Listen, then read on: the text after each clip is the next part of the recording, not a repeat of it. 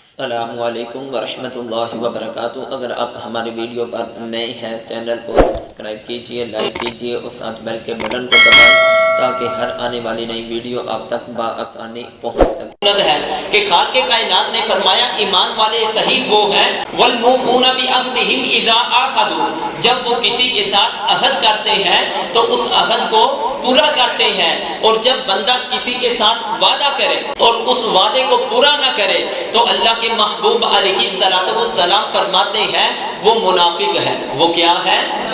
وہ کیا ہے؟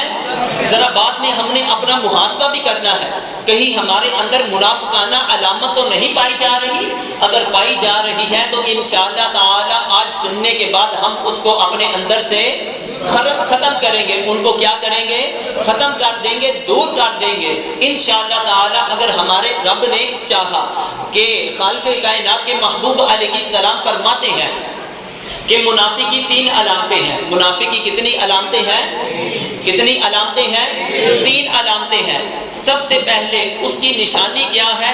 کہ جب وہ بات بولتا ہے، بات کرتا ہے تو جھوٹ بولتا ہے۔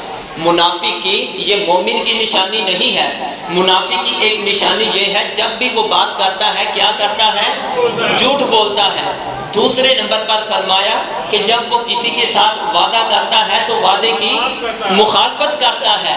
تیسرے نمبر پر فرمایا جب اس کو کوئی امانت دی جائے تو امانت میں خیانت کرتا ہے۔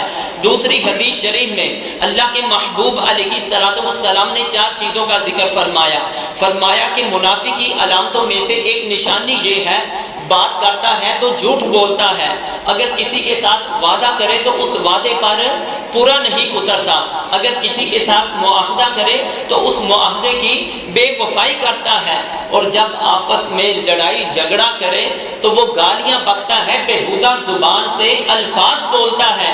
ہم نے محاسبہ کرنا ہے کہیں ہمارے اندر یہ خامیاں تو نہیں پائی جا رہی، اگر پائی جا رہی ہے تو ان کو ہم نے دور کرنا ہے۔